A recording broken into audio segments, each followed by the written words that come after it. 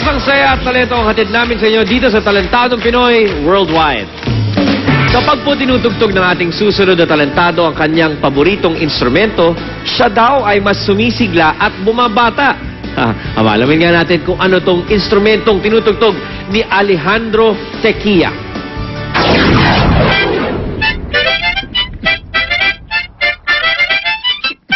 Nung una, nag-abroad ako dahil na ang talagang trabaho ko, driver sa Saudi Arabia. Ang amo namin nung Frances. Pagka Biyernes, nagkakaroon kami ng intermission doon. Nagkakaroon kami ng contest. Diyan ko sinubok yung galing ko. Kung ito nga karapat dapat na hangaan ng tao. Dito sa Talentadong Pinoy na ako'y mananalo. Yung ibang nangangailangan ng pera, lalo na sa simbahan, yung iba, dodonate ko. Yung iba, bibigay ko sa mga anak ko nga, sa apo. Ayan. A timeless talent with a breath of fresh air. Folks, get ready for Alejandro.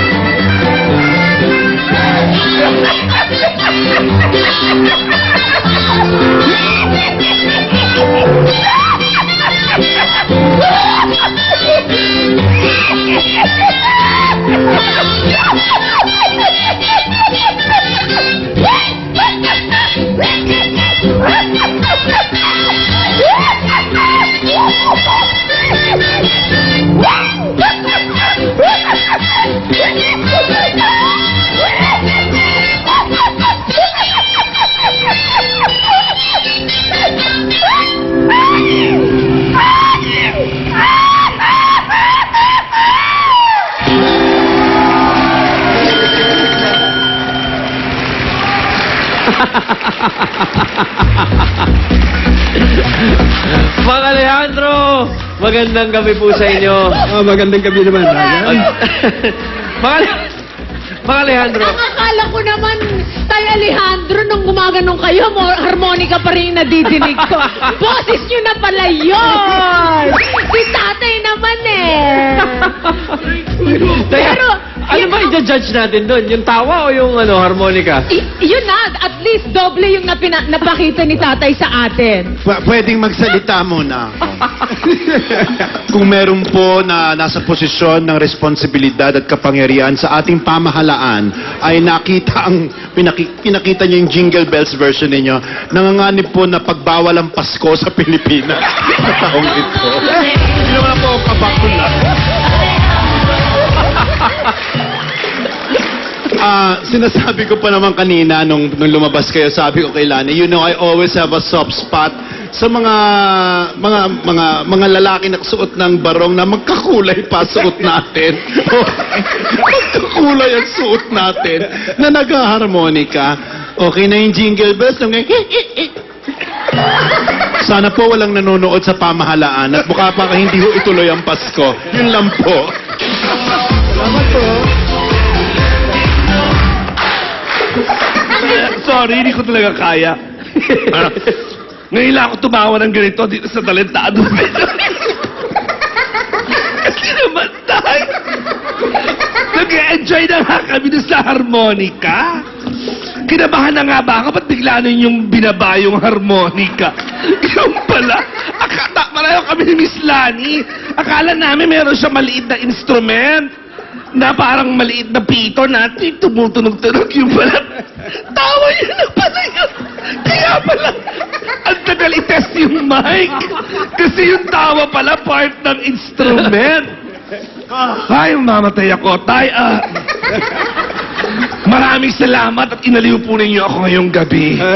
Kota po ako ngayon. Talagang yung tawa ko kanina, tay, hanggang next year na siguro yon. Hanggang sa darating na Pasko na at Abot ko resma sa Holy Week, matawa pa. Oo. Pero kung ikaw naman mga ngaruling sa bahay ko at yan ang kakantahin mo, naku, malaki-laki maibibigay ng nanay ko sa'yo, ha? Gusto? Ang pag-play po ninyo ng harmonica ay obvious na sinasabi na kayo po ay may asim pa, tamis ang hangpa, ha? At talaga naman yung asim na yan, swak na swak sa inyong barong na pongkan na pongkan. Ay, naku tayo, saludo po ako sa inyo, mabuhay po kayo, God bless.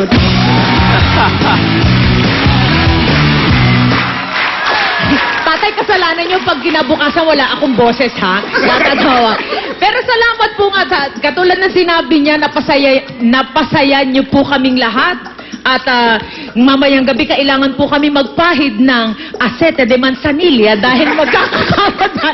Di ba ganun ang bata? Kailangan Lani, kinakabahan ako. Paano pag manalo yan? Anong gagawin pa dyan sa susunod? Ano pag nanalo? Medley na. Jingle bells, pero paubo naman. Parang ganon, hindi ko alam. Hindi, alam ko ang inspirasyon ni Tatay doon, ni Tatay Alejandro. Di ba merong recorded na jingle bells yung woof, woof, woof, woof, woof, woof. Aso yun. Si Tatay naman dinaan niya sa sa tawag. But hindi madaling tumawa na walang hindi nakakatawa. Pero nakasuot na ang barong na kulay. Pongka na pongka. Thank you very much, Science Scouts. Maraming salamat po sa pag-aliw niyo sa amin, mga Alejandro. At sana po, pagtuloy-tuloy niyo lang po ang pagtawa at pagtugtog na harmonica. Salamat din, Ryan. Salamat, mga Alejandro. Pero tambay ka muna dito. Diyan ka lang. Sumama na at magpahatak sa galing ng ating susunod na talentado. Kilalanin natin siya sa pagbabalik ng Talentadong Pinoy Worldwide.